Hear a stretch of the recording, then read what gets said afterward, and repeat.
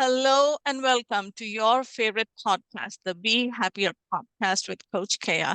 And today, again, I'm in a very intimate conversation on Crossroad Conversations with my dear friend, Yvonne Chotzen. Yvonne has been a litigator with the FBI. She has been a producer of movies, and her favorite passion, which she is helping me with, is as a, for lack of better terms, I'm just going to call her the storytelling coach, where she gives us the 3 steps of how you can pull the story out from within you and learn to deliver it. And she has so much to say about all of this. So before I open my mouth and keep talking, I'm going to ask Yvonne to introduce herself in your own words right here, right now to you. So Yvonne, the stage is yours. Take it. Thank you, Kea. It's an honor and a privilege to be with you today and with your viewers. Storytelling has been the through line of my life. I was born into a family of 8 siblings. I'm the eldest. So from early years, using storytelling to put my siblings to bed became one of my jobs in the household. And when you're trying to put kids to bed, you learn lots of techniques to be dramatic, to be exciting, to drop your voice to a whisper.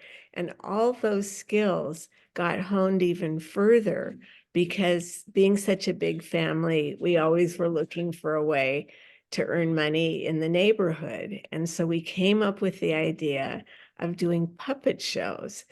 And one of the things we all loved was birthday parties all over the neighborhood, everywhere. And so we got refrigerator boxes, cut holes in them, decorated them with a little paint and some fabric scraps, took burned out light bulbs and paper mache and made puppets and came up with stories. And we got hired to go to birthday parties all over the city of Seattle. We were the birthday party troupe. And so we made money and we got to have birthday parties and eat birthday cake every weekend. And so my younger brothers and sisters all worked together with me. They did the voices, they helped with the puppets. So it was a little family business from my earliest beginnings. And that journey brought me all the way to having a more sophisticated puppet show storytelling, doing games with kids job that I created for myself when I was at college. And then I started getting fees as much as $200, $300, $400 because I went to a school in kind of an upscale suburban neighborhood. And they paid money. They paid good money for those birthday parties. So even while I was in college, that storytelling gig served me well. And then as a litigator dream, that was my dream to go to law school. And the reason I found that I liked law was because each case is actually a little story about what happened to people.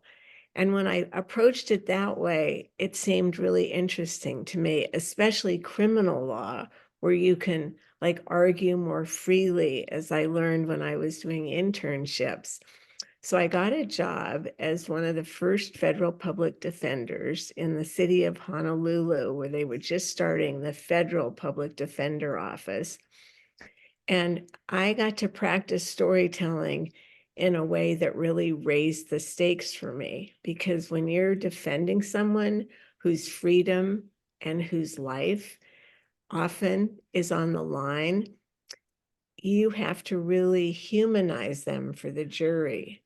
And so that is where I learned that it wasn't just the story that you were telling, but like the earliest days of storytelling for me, when I had to keep the attention of little kids of all ages, the storytelling to the jury requires you to compete at least at the federal level, I was a federal public defender, with the most elite of attorneys who become U.S. attorneys.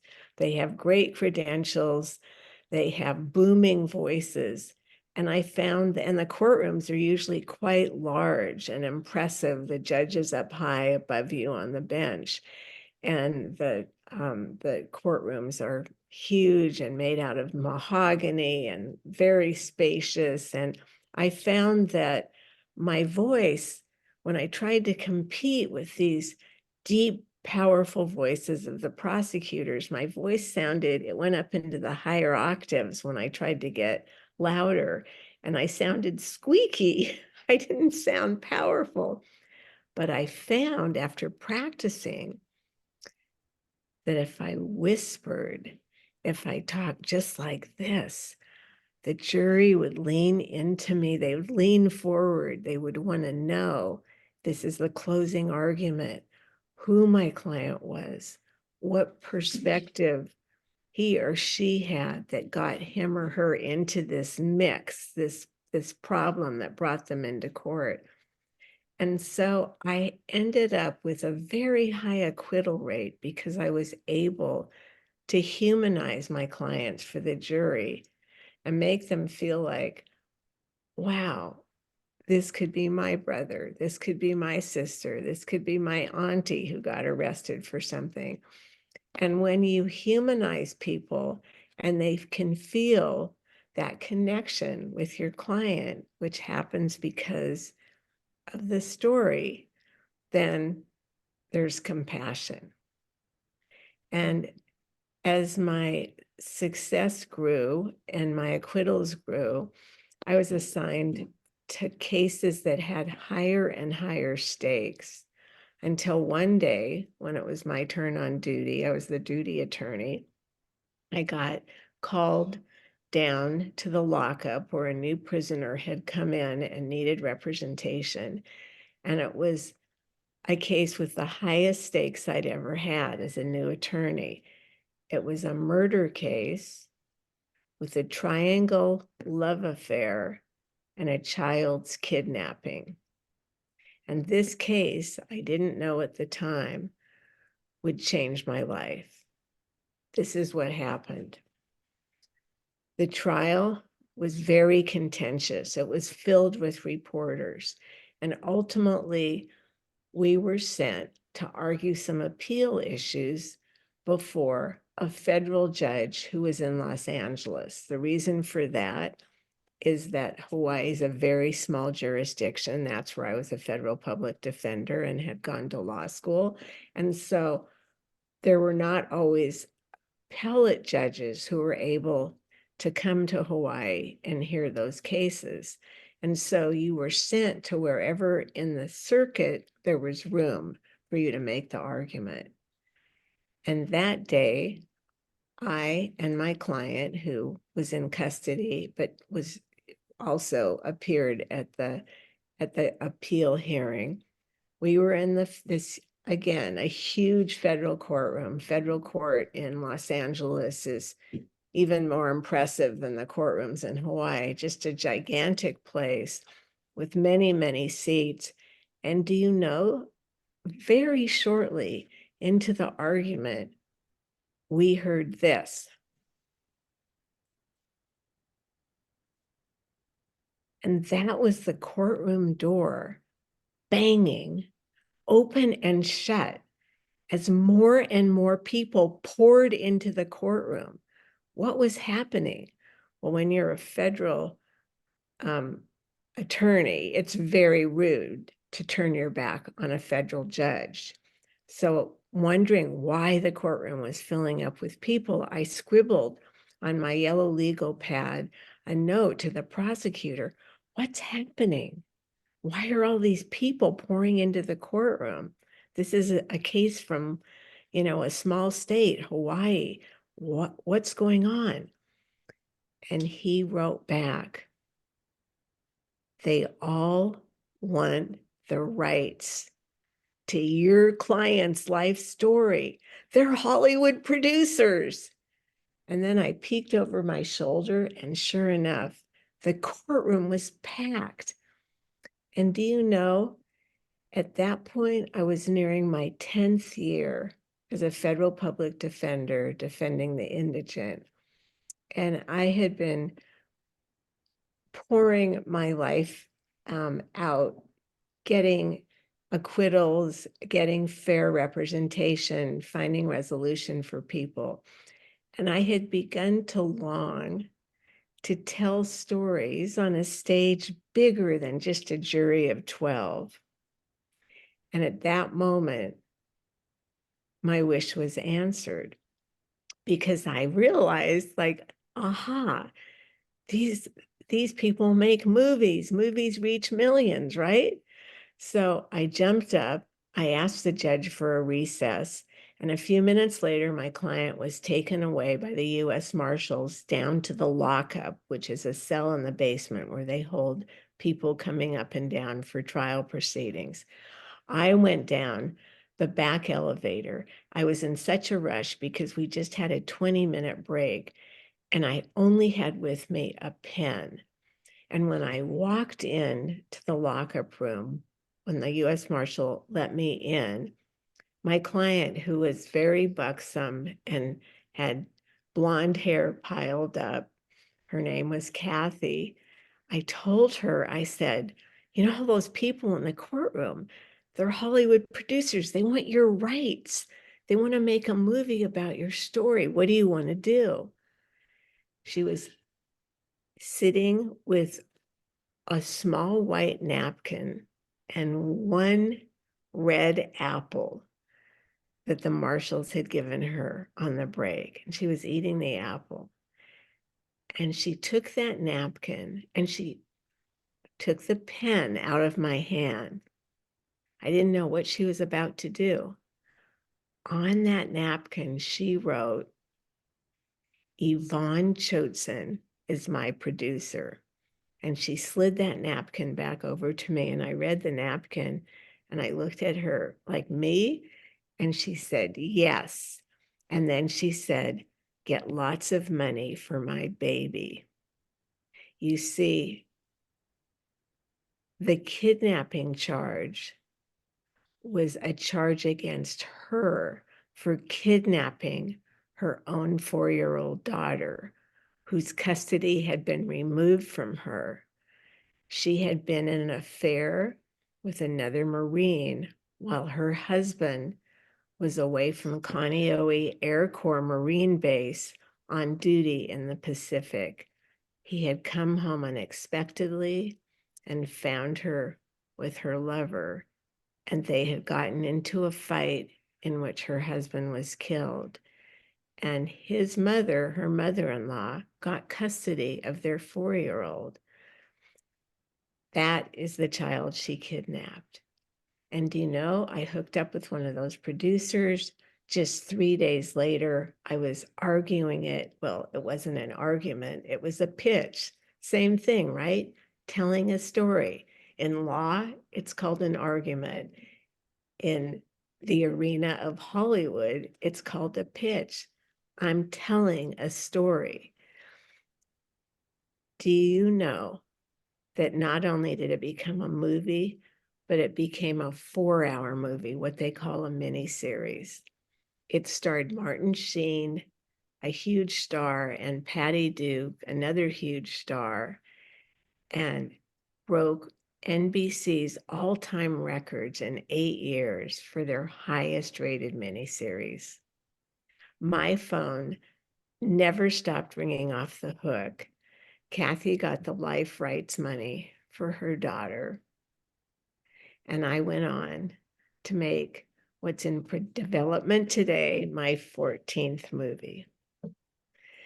I'm here to share with you that your story is possibly a book, possibly a movie, or possibly something that can sell your presence to your audience. Do you want to get on a pulpit? Do you want to be a standout at networking events? Your story, stories from your life experience, and how you tell it can change your life, can heal others, can be impactful enough to bring you more money, more clients, more celebrity. It's all in the story. Wow. When I watched that miniseries nearly a year ago, I cried. And today again, I cried because Wow, I was there. I didn't You know you are, watched it. That's great. I mean, the day you told me, I said, I have to go and watch. I still did not watch, but oh my God, now I'm so much with Kathy and I forget Rosa Parks Story. I have still not watched it. My Right. sister has watched it. My daughter has watched it. Anyone I tell, they have watched it. I have still not watched it because I'm still tied to that story. I said, Yvonne made that person a human. And that is why I call you a storytelling coach, that I am crying again. And it is like, you can't fake this. You can't fake this. This is so, and If you want to you find were, the miniseries, the very first one, it's called A Matter of Justice, starring Martin Sheen and Patty Duke. And it's available. You have to watch it in 2 parts. It's running on YouTube right now. that's So, where I watched it. I watched it on YouTube. I'm like, I watched on the same day, 4 hours, this is me in front of my, on YouTube. I'm like, yeah, wow, wow, so, wow, so wow. your stories can reach millions of people and impact things around the world. Kaya, you just referenced the Rosa Parks story. That was a whole drama, how I was able to become one of the producers Mhm, with the esteemed, revered Mrs. Rosa Parks, who had put it out there near the end of her life. She was in her early 80s, and producers were circling around her, and she knew that she and her close colleagues knew that if they didn't control the making of her movie, that once she passed, because when you're alive you have control of your life story, but once you pass, anyone mhm, can make it. And so I was blessed to get selected as one of the producers making her life story. And it starred Angela Bassett and Cicely Tyson. It was shot in Montgomery, Alabama, where Mrs. Rosa Parks sat on her butt on the bus in December of 1952 and refused to give up her seat. And mhm, that simple act of courage started the mhm, civil rights movement, not only in America, but which, as we know, has reverberated around the world. mhm. So that story is in most every library for children everywhere to see how one person can change the world, and telling their story can give others courage when there's injustice or a wrong that needs to be corrected. Your story is your power. Yes, it is your power. So I'm going to pivot and ask you a question, Yvonne. Again, I'm crying. I have not stopped crying yet, and I did not expect this. So I'm like, what do I do? I'm like, okay, I'm just going to wipe my tears. So you have played many roles in your own life. And every time being a firstborn, somehow that missed me completely because I'm a firstborn. I know the life of a firstborn. I call it like this is syndrome, highly sensitive people, because you're always looking up to the parent of the gender you identify with, and you're comparing yourself to that person. Boys do it with their dads, girls do it with their moms, and we always are falling short. And then you have this litter, all these 8 babies, 7 babies, they somehow look up to you. And I know this is how energy flows. It always flows from high to low, from up to down. I'm sure all your siblings love you and respect you, but somehow they cannot love you back the way you love them. They cannot do for you the way you do for them. As much, to the best of their abilities, because that's how energy flows, love flows, compassion flows, everything flows. And if the firstborn is a crazy one, then our craziness is also bigger and brighter and greater than the younger ones. This is how it works. That's my theory. So my question to you is, you were this child who had to help mom out with his little kids. Then you went to college and you became a lawyer. And then suddenly you were a movie producer. And now you're a storytelling coach. And you're still a movie producer, but you're not just in the movie industry. Like, I'm an entrepreneur. And I struggle to tell my story when people ask me, "Hey, what do you do?" I'm like I get into a free state. I'm like, "Oh, it doesn't matter what I do again, the HSP." I'm like, "Tell me what's going on with you and how can I help you?" I always give it to them. And at each moment in your life, whenever your career pivoted, there was you were at a crossroad. You were at a crossroad, and something you told yourself, something that happened that made you make that conscious choice. Because it's not that you were a failing lawyer, like, oh, nobody comes to me, I don't have any money, I don't know what to do, let me try my hand in being a movie producer. No, you were at the top of your game and you shifted. So take us a little bit through that journey of those crossroad conversations that you had with yourself. And somehow you put your faith, you put your trust, you knew you could do it. What was it going on within you that made you shift and continue to succeed? And now again, you are shifting and helping entrepreneurs out like me and others out there to deliver our stories and gain notoriety on a world stage. Why not? Thank you for the question. It's a wonderful question. How do people pivot? First, I want to backtrack and just correct one thing that you said. I actually have a twin brother who's 23 and a half minutes older than me. So I came into the world with a partner, and he is a wonderful person. He is a great balance to me as a twin. And I know partly because of in vitro fertilization, there's many, many twins in the world today that have multiplied and made much more common twinship. But we were natural twins. I also have twins of my own that I birthed. So twinship is a special conversation because of the partnership when you grow together in the womb. I think you're very connected in a special way. Mm, And he's a great balance to me, where I'm very extroverted and outgoing.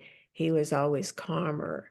And so both of us were at the helm of the big family and all the siblings. And so I have to acknowledge the mm, blessing that life jumped sort of landed me with, that I came into this world in partnership.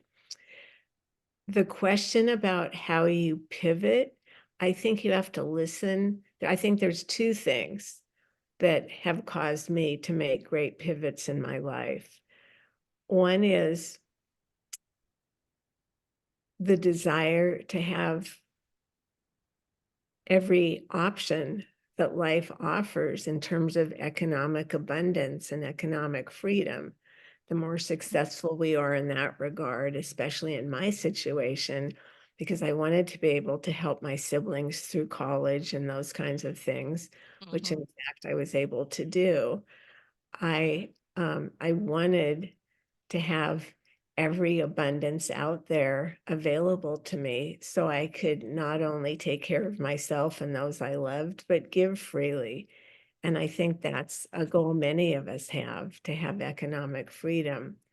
So in each situation where I made huge life pivots, there was usually that pull that not only is there something that can stretch me and allow me to give more in a bigger way, but can also bring more abundance. And so, for example, when I I was in that courtroom and I saw that moment where I heard the word Hollywood producer and I thought it was just a flash. And I thought, I've been longing to tell the same stories that I stand up at closing argument and tell to 12 people sitting there who are going to decide my client's fate. It was just at the beginning of when true crime was really hot. Now, of course, it's the biggest thing everywhere in media and sells the most tickets and sells the most movie seats and brings the most viewers to streamers. It was just beginning. But I had that flash that why not reach an audience of the world? Because that's what television and movies can do, the power of media, with the very same story. And now, of course, the internet multiplies that even much more. So at Mhm. that moment, when I jumped to my feet and asked for a recess, I think I felt like I was on the edge of a cliff and I just needed life to push me so I could fly. I was I was terrified when I went into that room to pitch at NBC. There were all these executives. They dress very casual, but everything's like Gucci. So it was like black t-shirts, black jeans, everything. And I told myself, I have stood up. I've been to the US Supreme Court. I have been to so many venues where somebody's life is on the line based on how I express on their behalf. Now, this is an opportunity for me to express. As I said, it's not an argument, it's a pitch, but it's not any different. In fact, it's easier because if I mess up, no one goes to jail. No one Mhm. has, years to serve. Instead, they just say no. What's wrong with me taking a leap at telling this story? And so I did. And here's a funny part of it when we were on the set that you may enjoy knowing, which is I tried out to play myself in the movie. The words that were written in the script were taken right from the trial transcript. Of course, I should get that part because that was me, right? Those were my lines. You know what? I did not get the part. I was sitting in front of a panel of my several peer producer colleagues, and I knew as well as they that the actor who came in to play me, one particular woman, especially who got the part, that she did a much more convincing job of expressing emotion, of expressing caring for the client. And I realized at that moment that storytelling is my gift, acting is not. And I've from that day forward have had immense respect for how difficult acting is, how vulnerable you feel as an actor to put yourself out there, to step into somebody else's role. So that lesson, while humiliating at the moment, has given me a great rapport with all the actors who've been in the movies I've been privileged to work on in collaboration with so many others these past years. Wow. I have to take a deep breath in. Few things came up for me. One is you honoring your brother. I knew you had a twin. I mean, you have a twin. I knew that. But somehow I did not know that you were first set of children your mom had, like one of the twins. You were the firstborn. So now it makes more sense to me. Like you're, although the first one, kind of the second born. And I know you have your twins. I met them. Gorgeous, gorgeous, wonderful, beautiful, sweet souls, like my own daughters. And yes, I too have cousins who are twins. So I know, how the first one takes something that the second one doesn't have to deal with. But that is all another conversation. So what I heard from you when we are talking about this crossroad conversation is you need to have that vision of what next step is for you in your journey.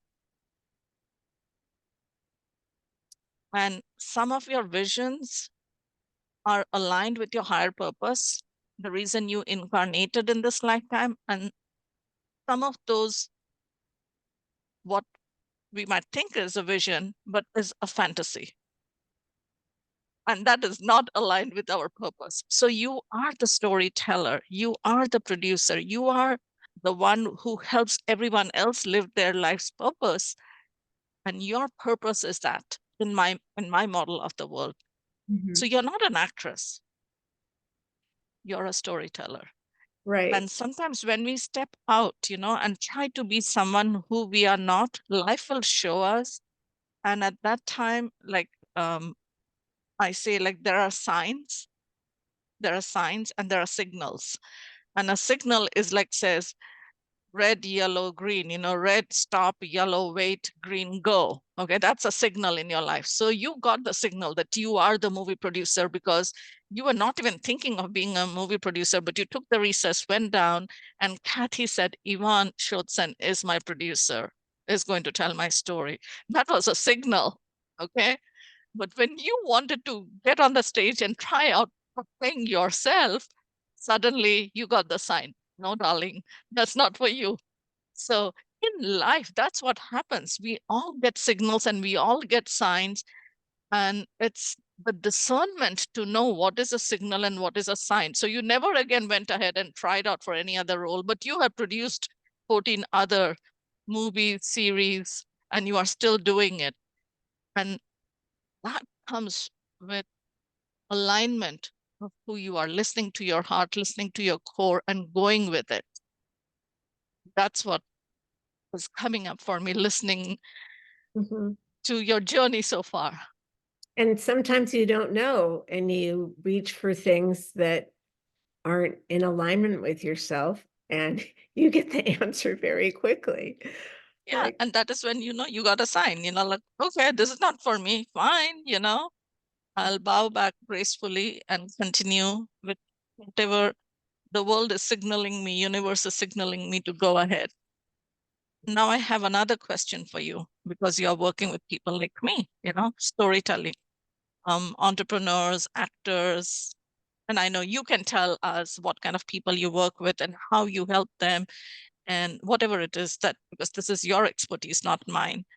So tell us a little bit about how are you helping others by pulling out the story and delivering it. Tell us how you do that, and what kind of people do you love working with? Because everybody will be like, oh, I have a story, Yvonne, help me, help me, help me. But I know you're not, again, that's not possible. So tell us a little bit about how you help people like me by pulling out our stories, and what kind of people do you work with? Because when people are listening to this, they'll be like, oh, I need to call Yvonne. So tell us, who is your ideal client? my ideal client is probably a highly successful, high-powered individual who knows that there's more, but doesn't have a clear way forward, who is giving back in whatever chosen career they have, whatever their business is, whatever their contribution at that moment to the world is, but they have a longing inside to leave a legacy Mm, and to explore exactly how to express that legacy creatively in the world. That's my ideal client. So, for example, here's a beta client. Here's an example. And I won't use her real name for her privacy, but Dorothy came to me, highly successful internist, medical doctor, right? And she said that she longed to have more freedom so she could give back to people in the health world more effectively. And I said, what does that mean, more effectively? And she said, well, for example, in my medical practice, if someone has a cold, I'm not even allowed to recommend vitamin C because that breaks protocol. It's not highly tested. The brand isn't tested. I'm not supposed to recommend vitamin C to my clients. And she just felt so frustrated by that. She said, but I'm very shy and I'm very nervous about speaking in front of people. Well, do you know that that was a year and a half ago? Mm, She started finding the courage to present her ideas at just brown bag lunches around the mm, cafeteria table with her colleagues. And with me, she worked on what she was going to say. She practiced it. We coached her. She got feedback from them. That was a year and a half ago. Today, she's been on international stages. She's publishing her third book about her holistic theories, and she is about to sign a television contract on a new health station that's about to launch. That's in a year and a half. That's my mm, client. That's my, if this is you, if you have it all and yet there's a calling in you to do more with who mm, you are and how you want to give back to the world, you're not afraid of celebrity, perhaps you welcome it, and you have personal authority and expertise in an area that could help your tribe find you, then mhm. working with me to hone your story so that you can bring your gift to the world is my gift to you. That's what I do. Whoa. Again, a deep breath, just to allow that to sink in. You have a mission, you have a purpose that is bigger than you. You have a calling that is that you can't even fathom what it is, but you have an inkling within you. Like, this is truly what I want to deliver to the world. This is the legacy I want to build, I want to live through, and I want to leave behind. Because our earthly life is finite, maybe 100 years old, maybe 120 years old. You have popped enough vitamin C pills. Okay, that's a bad joke. Forget that. But, and then what? It's not just your children. It's not just your children's children. It's not, what is the unborn ones? Like Rosa Parks did something that has affected, that has an impact on the unborn ones on the planet. Mhm. 200 years from today, people will be able to ride the bus, not based on the skin color.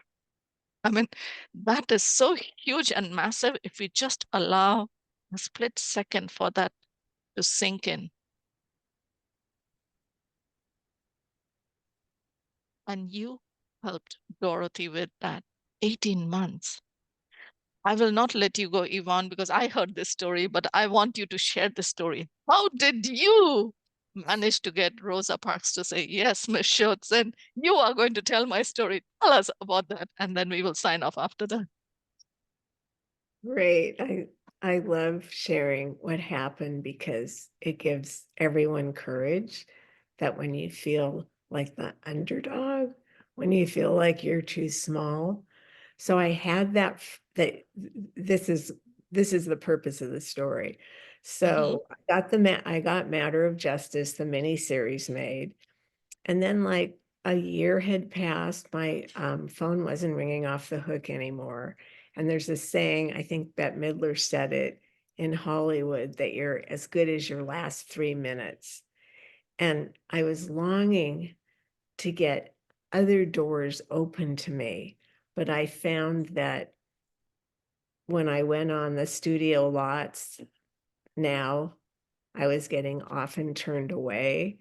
Usually I could make friends with the secretary and get through to the person I wanted to pitch to, even if I couldn't get an appointment. But I was starting to hit a wall. So, as we discussed, I asked the universe and I just said, if this is my calling, help me find the way. I just like, I thought about it when I went to nature. That's where, I really connect with my spirit guides. I hiked, I prayed, I asked, I said, I'm so frustrated. I'm here. I left law. I'm still a licensed California and Hawaii attorney, but I left the daily practice of it. I had given up that position and moved to Hollywood.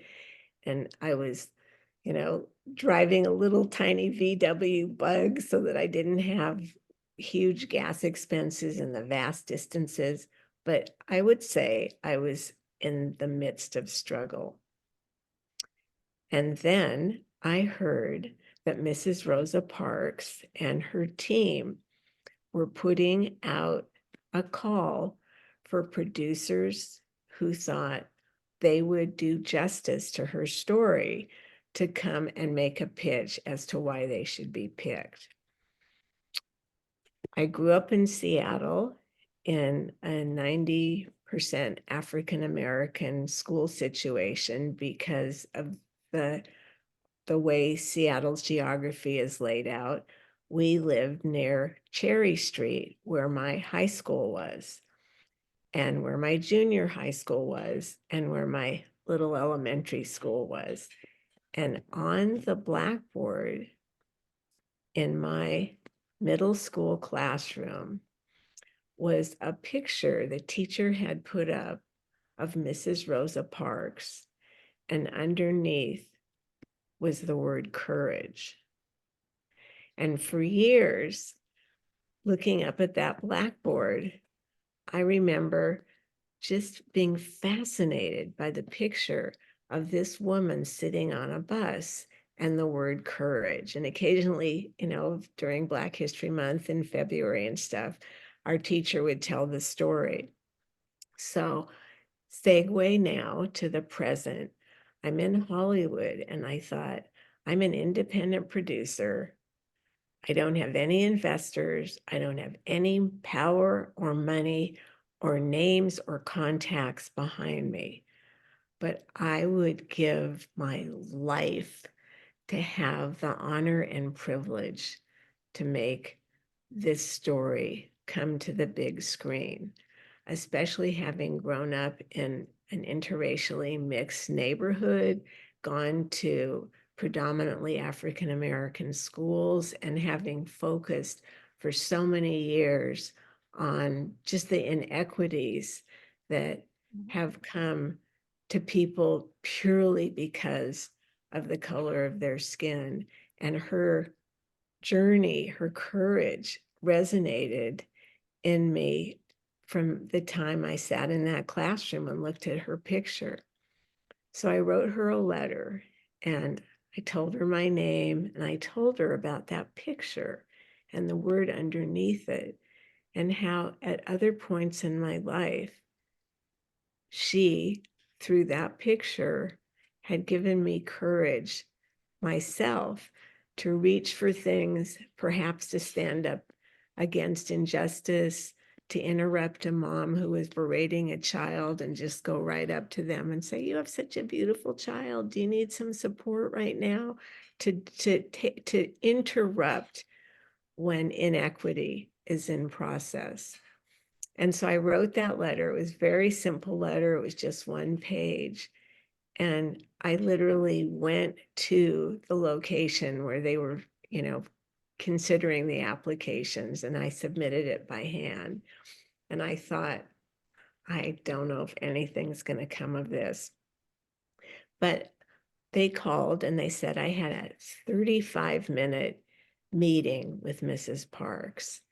And so about 3 weeks later, I drove my light blue little baby bug Volkswagen to the lot where we were supposed to park to go into the meeting place, the building where Mrs. Parks and her entourage were waiting to take the pitches. And when I got there, I thought, oh no, because next to me on both sides, huge black limousines were pulling in with executives from different studios. And one of the studios, Warner Brothers, was putting up, I kid you not, it was like a 60-foot screen to show their latest Batman movie. And I just thought, I am competing against all this power. What chance do I have? And so when I checked in, I parked my little blue bug between these two huge, luxurious limousines. And all these men in black were like running around, and there were microphones, and there were location scouts, and they were putting up these screens, and there was so much hustle bustle. And here was me, just me for my team. And I went up to the front and I announced myself, and they said, "Oh, Miss Chotzen, thank you for coming." And then there was a pause, and I thought, uh-oh. And they said, "Unfortunately, there's been a huge interest in Mrs. Rosa Parks' life rights, and your time with her has been reduced, we're so sorry to say, to 10 minutes. You will have only a 10-minute audience." So I just thought, oh, what can I say? What can I say? How can I compress my passion, my yearning and longing to be the one that has this privilege to bring her story to the world in such a few minutes?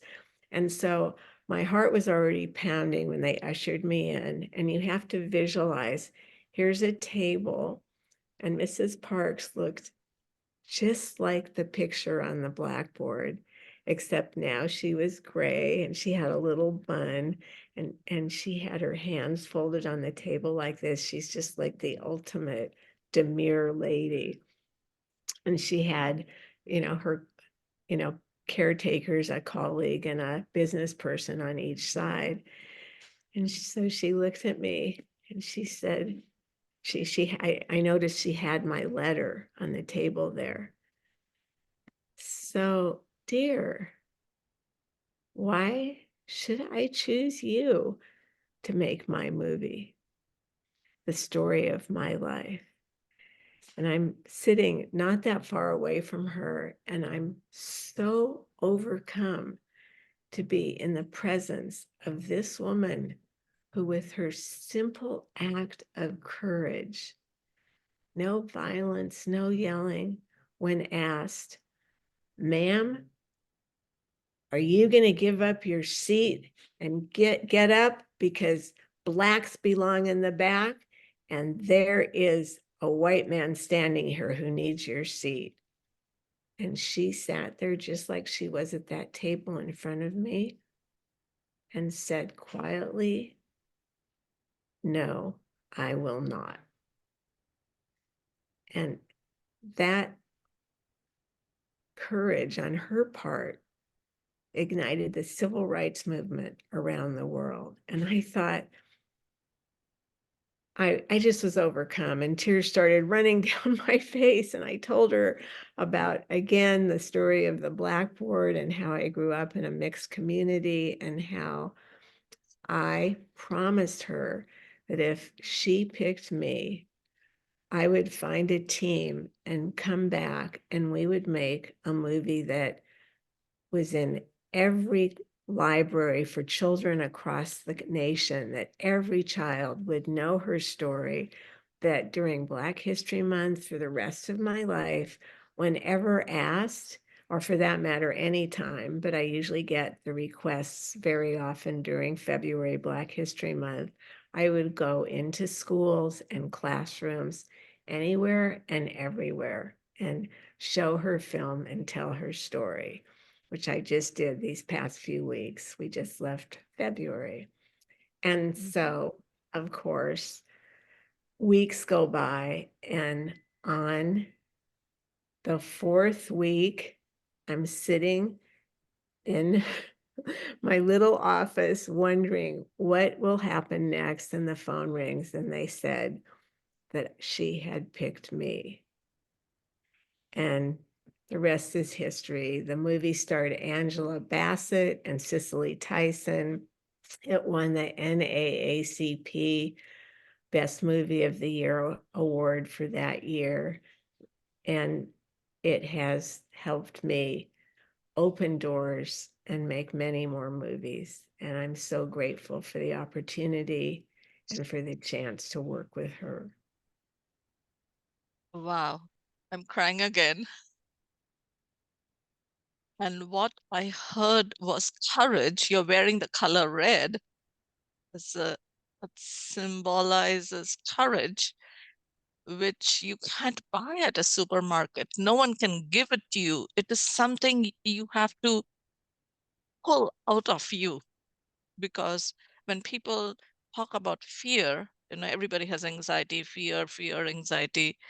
And courage is not the absence of fear. Courage is working with your fear. It's working despite your fear.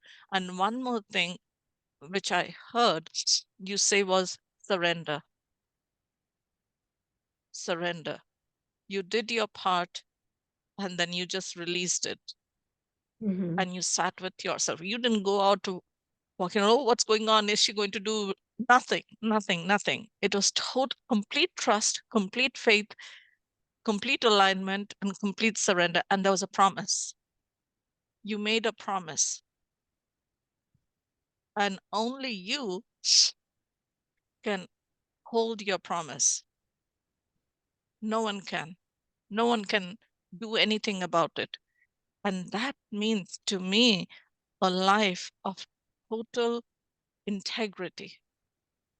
And that is what, for me, Yvonne, that is what attracted you to me. The first day we met on Zoom, we were driving down the road, and we were still having the call, and I'm like, this lady won't quit. This lady doesn't quit. And then, and we stayed in touch, and we did so much work together. And then at that airport, I'm like, oh my God, she's this lady, and you're wearing your hat. And then we hugged, and I thought, everything feels so familiar, so familiar. And Yvonne has that thing that she can make anyone comfortable with themselves, because that's what we do. We are constantly seeking external validation. And what Yvonne does for anyone, including a highly sensitive person, someone who's born with autism and ADHD,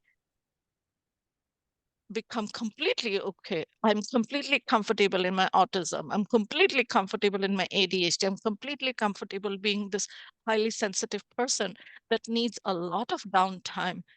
But I'm pono with it. In Hawaii, we say pono. You have to become okay. You have to become right with what it is. And then everything else falls in place. I don't have anything else to say.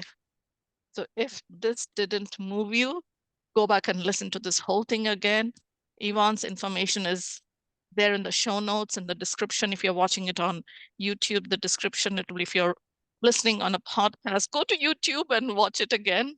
Look at how beautiful and graceful she is. And she's all light. To me, she is all light. She has transcended. She's still human. She still does her part. She does everything. To me, she's closer to light than many people that I have met in my lifetime. Thank you, Kea. And if I Just can help one person change their path to feel fulfilled through telling your story, then my mission is completely fulfilled for me.